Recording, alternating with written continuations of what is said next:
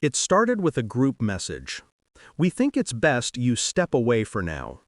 My parents' words, typed in the cold blue bubble of a family chat. No explanation, no call. Just that, an execution notice disguised as a decision. Then came the final touch. My aunt's thumbs-up reaction. Digital approval of exile. I stared at the screen for a full minute before typing back, "Understood. I'll respect that. And step away from the family fund, too." It was quiet after that, until 2:15 a.m. By sunrise, I had 89 missed calls. My father's voicemail cracked under panic. "What happened? The bank flagged everything." I didn't answer.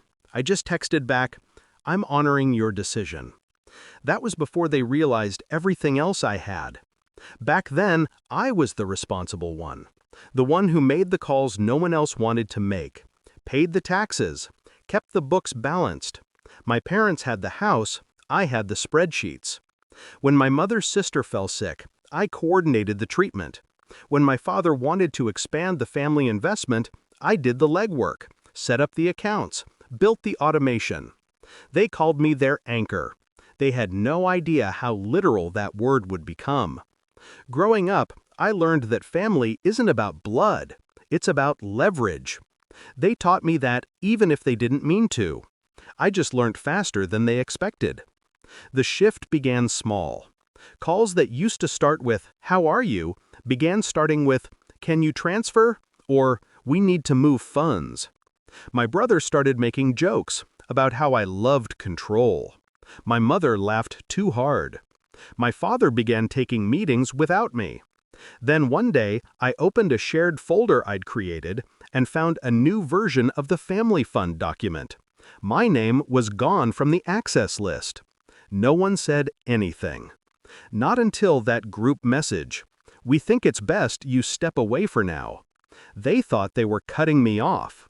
They didn't realize I built the system they were using to manage everything. I didn't rage. I didn't cry. I just opened my laptop. Everything was still under my architecture. The accounts, the fund routing, the tax shelter structures I'd created for them. I'd set it all up legally, cleanly, transparently. I was proud of it once. But the thing about clean systems is, the person who built them knows exactly where the power lines run. That night, I didn't destroy anything. I didn't steal a cent. I simply honored their wish. I stepped away. I terminated my admin rights, closed my access keys, and deactivated my automation scripts.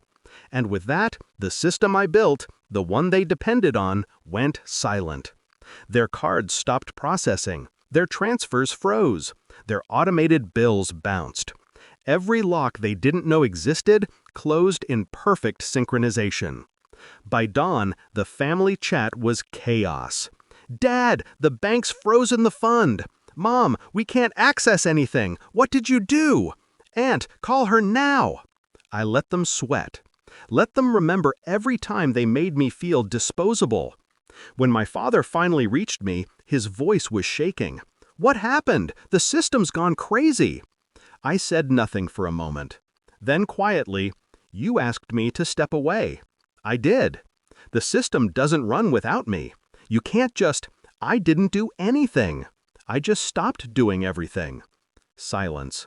Then the kind of exhale that only comes from realizing the gravity of your own mistake. The weeks after were poetic. I watched from a distance as the family meetings turned frantic. They brought in outside help, consultants, auditors, lawyers. None could fix it without me. My father finally emailed.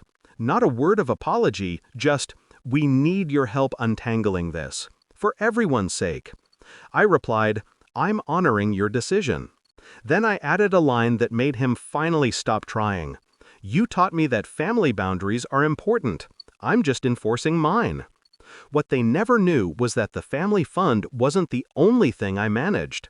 The rental properties, the shared trusts, the digital assets, all the things they'd signed over for efficiency, I'd placed them under a separate holding company. My holding company. Legally sound. Ethically arguable. But every contract they signed had my name, small but permanent, woven into the clauses.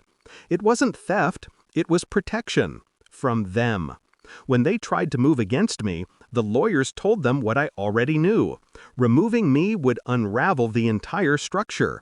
It would cost millions in taxes and penalties. So they didn't. They couldn't. Sometimes revenge isn't about ruining someone, it's about showing them the architecture of their own arrogance. My parents wanted me gone, so I gave them exactly what they asked for: absence. But absence has a cost when you've built your world on someone's quiet competence. Now they send polite messages on holidays.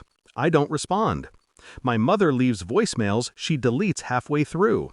My father still starts every email with, "Hope you're well."